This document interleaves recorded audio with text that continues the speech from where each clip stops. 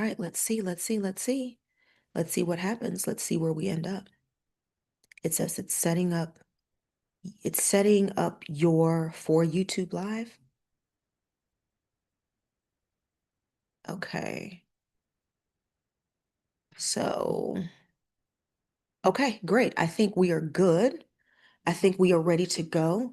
So, streaming both here on YouTube and on Instagram Live. So I'm going to be looking at both cameras so that everybody gets the attention that they need and all of those different good things. Okay. All right. Awesome sauce.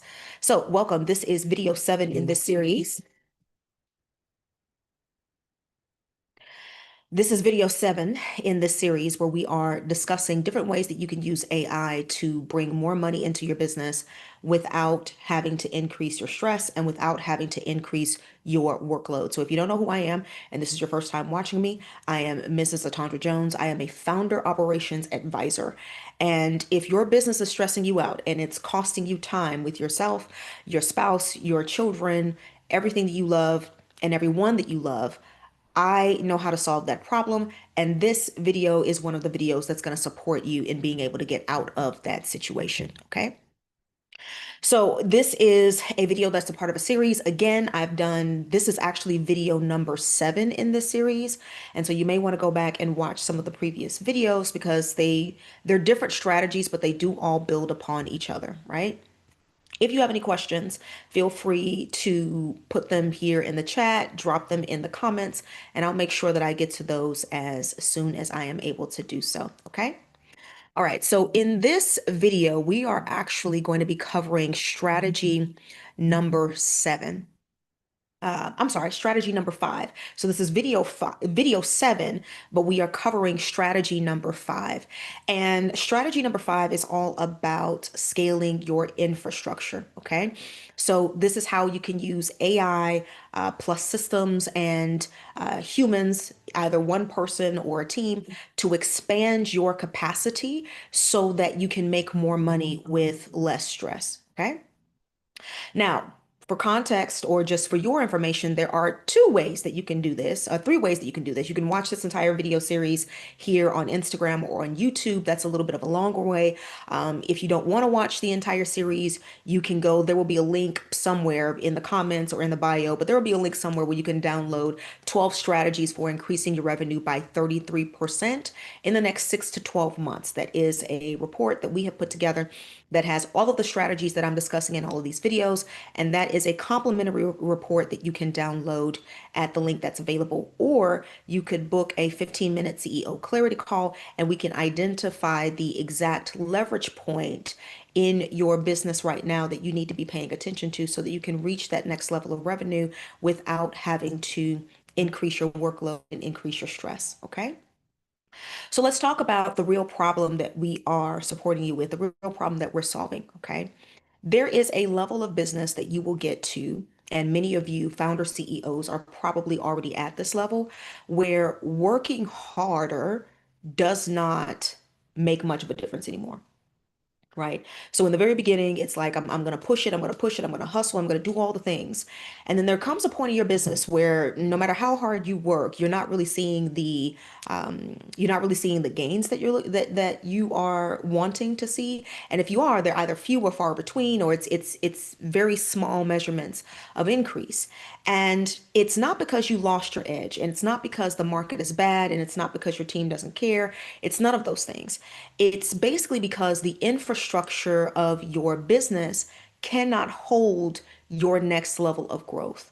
And so what happens is as revenue goes up, so does the tension, so does the redoing of work. And then your nervous system is what is carrying the majority of the cost every time you elevate. So this is not a you problem. It's not a founder CEO failure problem. It is an infrastructure problem. And so when you scale your infrastructure, this is what this actually means. Scaling your infrastructure is not buying more tools. It's also not taking AI and just throwing AI at everything, right? Like if you've worked with with business owners, different types of people, they're becomes there's this idea sometimes that you can just throw money at the problem, and the more money I throw at the problem, the closer I'll get to solving the problem, and then eventually you figure out that that doesn't work either. Well, the same thing is happening with AI now, where people are just throwing AI at all of the problems, and it just doesn't work like that when you're trying to scale your infrastructure, or hiring another person hoping that you will get relief. And the reality is, if you don't have the proper infrastructure in your business, it doesn't matter how many people you hire. It doesn't matter how big your team is. It doesn't matter how many SOPs you write, you're still going to have problems. And so scaling your infrastructure is more about being really intentional and about the design of your business. How does AI multiply the capabilities that you currently have now? How do systems define how the work moves? How does your team operate within those systems? And so then the growth is carried by the structure of the business and not by the founder CEO, right? And so let's talk about the CEO capacity trap that many of you founder CEOs are probably in right now. So when the infrastructure is weak, then the CEO becomes the overflow container. You become the integration layer between all of the different tools that you're using in your business. You become the quality control. You become the safety net. You become the stabilizer when the volume increases. And so what that means is that your revenue growth is limited by how much stress you, as the founder CEO, can absorb. And the problem with that is that if the growth of your enterprise is dependent upon how much stress you, as the founder CEO, can absorb, eventually growth is not going to be sustainable. And it won't be unsustainable because you don't have the ability or the talent, or because you have bad product. It won't be because of any of that. It will become unsustainable simply because you, as the founder CEO, do not have any more capacity to absorb any more stress. And one of the things that happens when you reach that point in your business is that oftentimes you will subconsciously sabotage any growth in the business because your mind associates growth in revenue, growth in the business. Your mind associates that with more stress. And when you've reached your capacity for stress, you don't want any more stress, you will sabotage subconsciously your any growth because you just don't want to deal with any additional stress. And so when you have the proper infrastructure in place, it removes the founder CEO from the role of stress absorber, right? Which makes growth in your business not super scary. So how does scaling your infrastructure actually help you to make money, right? Because that's the thing that you care about. You either want to make money, you either want to prevent the loss of money, or you want to save money in some way.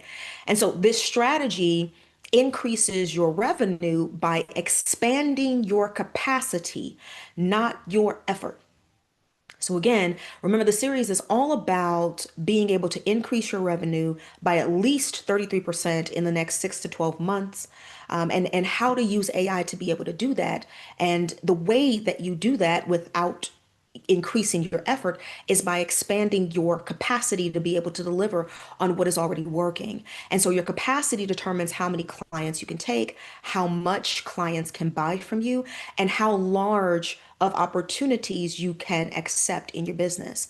And so these are the three capacity expansions that directly create money that I want to deal with and have a conversation about today. So let's talk about the first one, which is being able to take on more clients without breaking your delivery. So the constraint that is probably blocking for many of you founder CEOs your ability to take on more clients is because maybe the onboarding is really, really messy.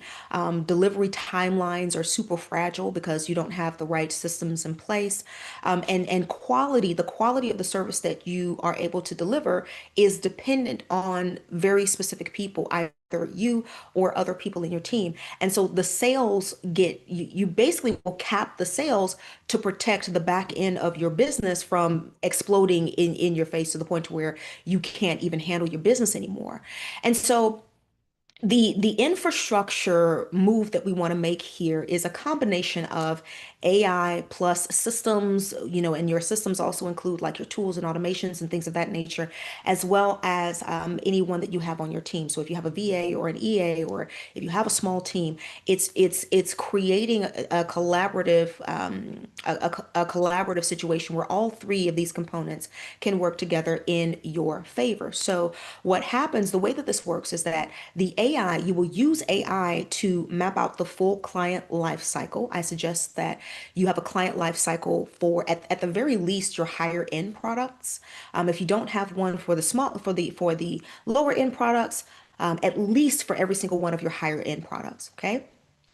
You're going to use AI to identify any bottlenecks in delivery, and it's going to highlight where you as the founder CEO are actually slowing down the process of the delivery of whatever products or services it is that you sell. And so your systems will be used. You create systems that standardize the onboarding of your clients and customers. They normalize timelines, and they can define real capacity limits outside of where the you as the founder CEO may be the bottleneck in any of those processes. And so your team executes inside those predictable workflows. And so they stop improvising.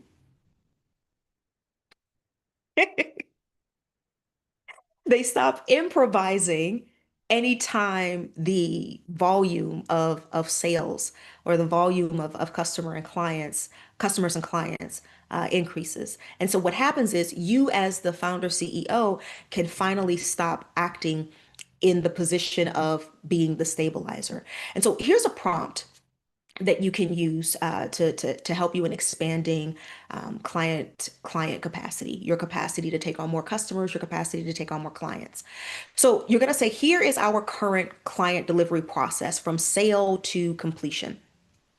And you're just going to outline that entire process, right? And I will say this, when you are working with your AI tools, very specifically when you're working with your tools like ChatGPT, like Claude, like Gemini, any of the tools that are large language models, it works really well if you just have a conversation with it. So I'm giving you prompts, but the prompts are more like guidelines, right? One of the things I was doing a TikTok video, a TikTok live yesterday, and one of the things that I talked about was that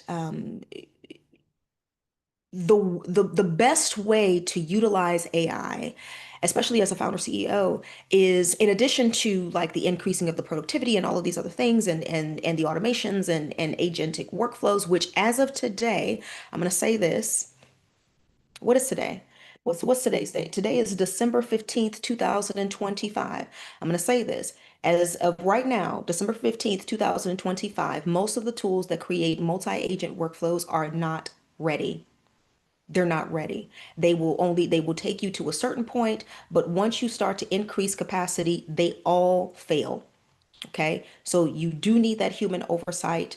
You do need the humans in the loop, and we are not ready for fully automated agentic workflows. I said what I said. I know that there are coaches and consultants and AI, certified AI consultants, which all they did was take a little weekend certification. They don't really have. Let me stop. Let me stop. Let me stop because I will rant on that for days. Regardless of what anybody is telling you right now, the tools are simply not ready for fully automated AI agentic workflows. Okay. Now, that's an aside. What I was getting to was that the best way to utilize AI is as an extension of your intelligence and not as a replacement for your intelligence. And so this requires a lot more than just asking AI questions. The only way that your AI tools can become an extension of your intelligence is if you give it your intelligence to extend. And one of the best ways to do that is by having just conversations about what it is that you want to do. Understand that prompt engineering is a communication skill.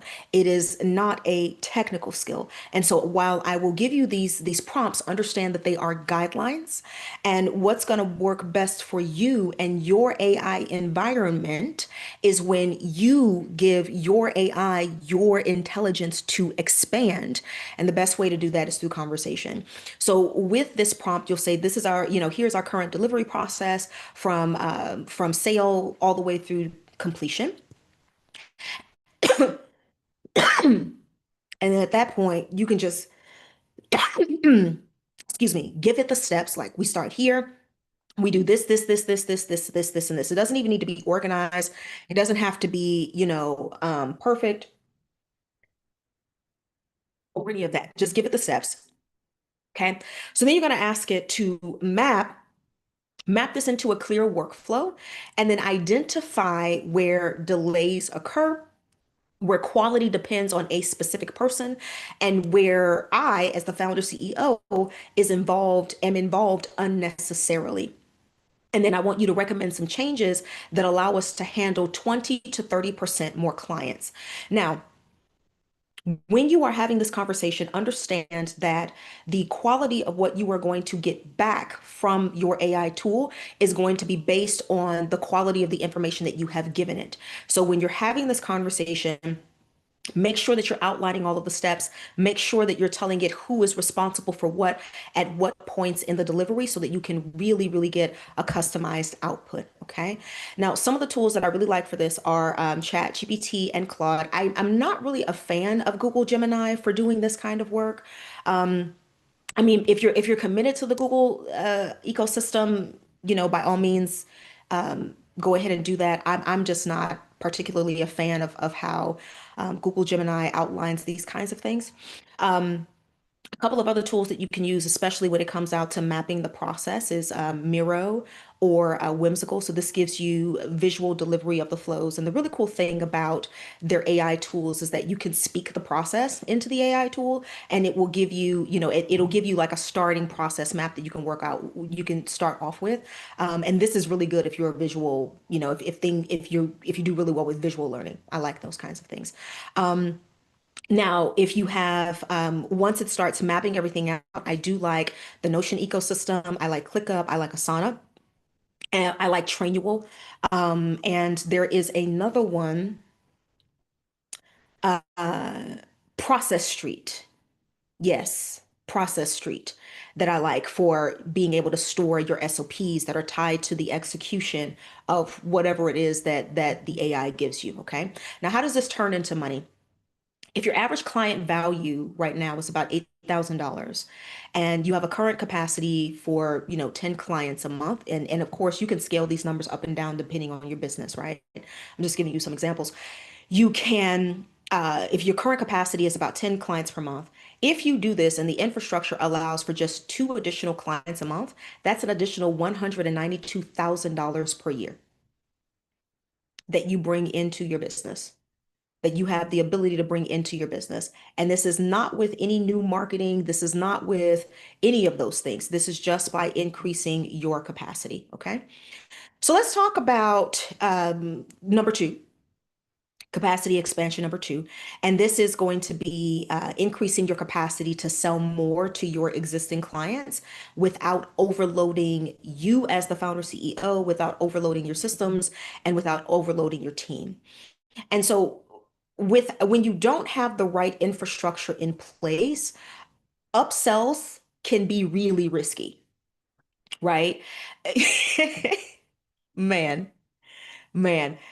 Uh, Sometimes when you don't have the right infrastructure in place, the front-facing product that or service that you sold can be really, really, really amazing. And then when you insert an upsell, because you're trying to increase, the average purchase per client, which makes a lot of sense. There can be issues with the delivery on that upsell. And so those issues can actually hurt your reputation. Those issues can actually cause your customers and clients to not purchase with you again because the delivery feels really stretched.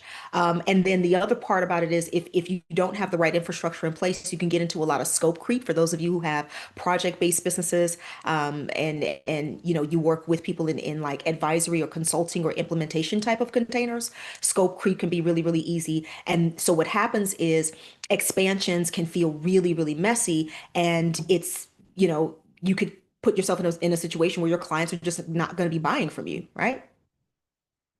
So what you can do is you can use AI to identify areas where you can actually expand your offering, and it can draft like pricing. It can draft like different scopes and things of that nature, just to make sure that you're not getting into scope creep, that you're not offering an upsell that you won't be able to deliver.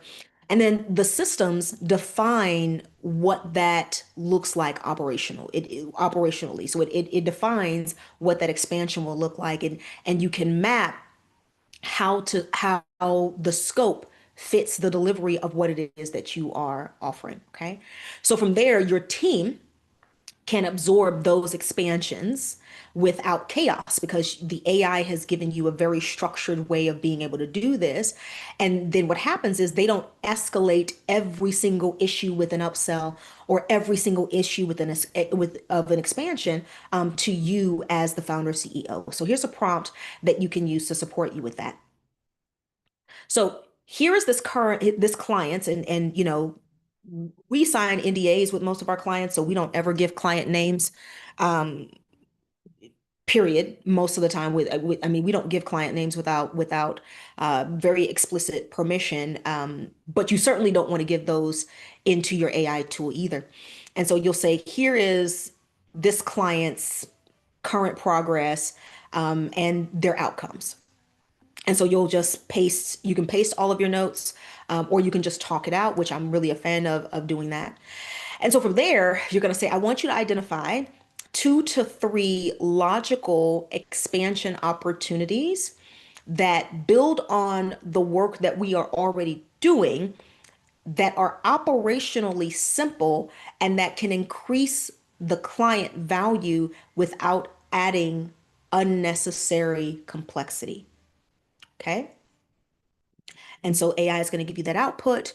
And from there, you could have somebody on your team. Always have somebody on your team. If it's, hopefully you're getting to the point where it's not going to be you, but have somebody actually look at that because they need to pressure test it. They need to make sure that you actually have the resources to be able to carry those things through. There's some nuances when it comes to working with other humans that AI can't necessarily pick up on, but it does give you a good starting point where at least 80% of the work is already done for you. Okay.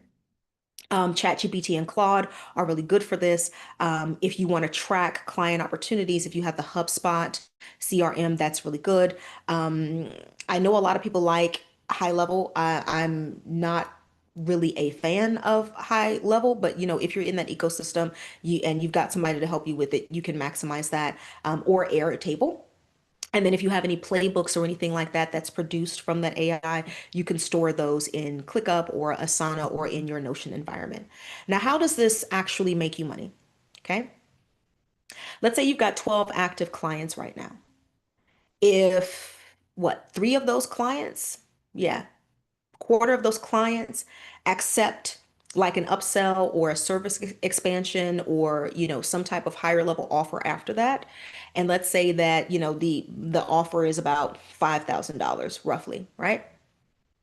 You're bringing in an additional $180,000 per year into your business without having to get new leads, right? And I'm not saying that leads are important, right? Leads are the lifeline of your business. As the founder CEO, your job is to stay in business, and the way that you stay in business is by selling things and by making money, and you get new leads so that you can sell to new people. Yes. And there's money already hidden in your business and the things that you're already doing and with the clients that you already currently have. And so this is a way to bring in an additional $180,000 into your business without you having to go out and get any new leads. Okay. So let's talk about the third capacity expansion. And this is opening up your ability to say yes to larger, higher value opportunities like partnerships and collaborations and contracts and things of that nature. One of the things that blocks bigger deals is complexity, longer timelines, higher expectations. And so when you don't have the right infrastructure in place, even the idea of evaluating a huge deal, a bigger deal, can feel unsafe. You can't really see where the profit is because all you see is like work, work, work, work, work, work, work, work, work, and so that can cause a little bit of stress. And so when you bring in AI, so let's say this: you bring in AI and you ask the AI to model some delivery scenarios of, whatever it is that's being asked of you in this larger opportunity, right? Identify some of the points of risk that you may not be able to see, and do some forecasting on what this would look like in the future if you accept this opportunity. And from there, your systems can break the work down into smaller phases and then define different paths of escalation, for any issues that may come up during this opportunity. And at that point, your team is able to operate at a higher level of complexity, and they don't necessarily need to rely on you specifically as the founder CEO for every single intervention that needs to happen. And so here's a prompt that you can use. Got my lashes. Here's a prompt that you can use to help you evaluate some of these larger opportunities. Okay. So you're going to go into your AI. You're going to say, we are considering this opportunity, and then just add the details of that opportunity, right? And then what you're going to do is you're going to ask the AI to break it into phases, right? Identify what kind of capacity is required, any risk points, and any delivery dependencies. And then from there, you're going to recommend a structure that allows us to take on this opportunity safely, in a way that's safe for our business and safe for our company. Now, of course, you hear me talk about ChatGPT and Claude a lot. Another tool that I love that I've been talking about a lot is Cassidy AI. I do love Cassidy AI because it creates sort of this closed system, and you can fill it, you can create these knowledge bases where you are filling it with very specific knowledge about your business and your company and the way that you all do things. And so when it's going in to evaluate these opportunities and asking these questions, it has real internal knowledge about what's going on in your company because you fed it the information. Remember, if it's got to be an extension of your intelligence, you have to give it your intelligence for it to expand upon. And so I really, really like that tool for being able to complete these types of tasks. So once it's creating the phased execution plans, again, you can store those in ClickUp, you can store those in Asana, you can store those in Notion. And if you want to do like if when it gives you the numbers for forecasting capacity, you can use Google Sheets or Airtable for that if you want to be able to see that in a different kind of way. So how does this turn into money? If changing your infrastructure or scaling your infrastructure allows you to accept one additional opportunity, okay?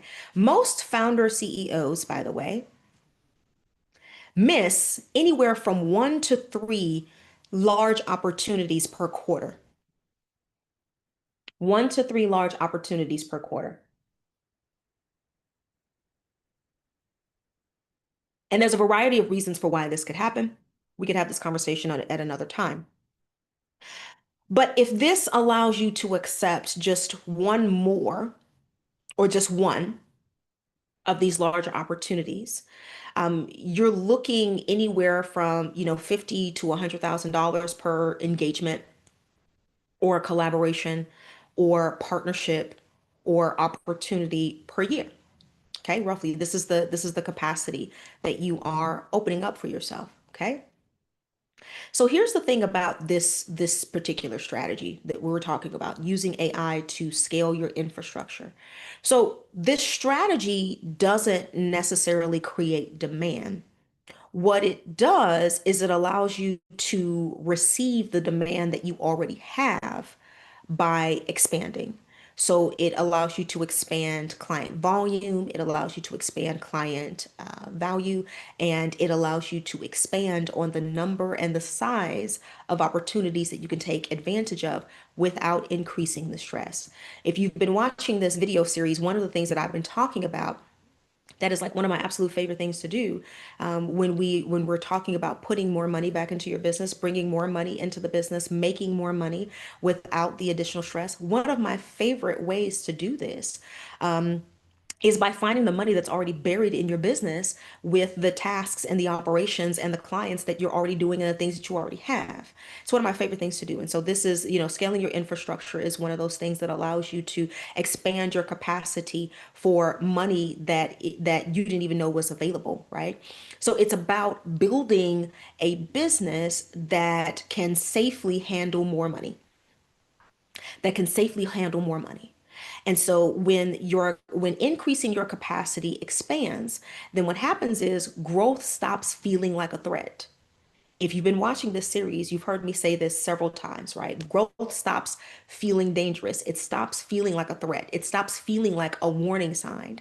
You're able to calm down when you're making decisions, and because you're decreasing that cognitive load, and you're able to make decisions from a much better place, which allows you to make much better decisions.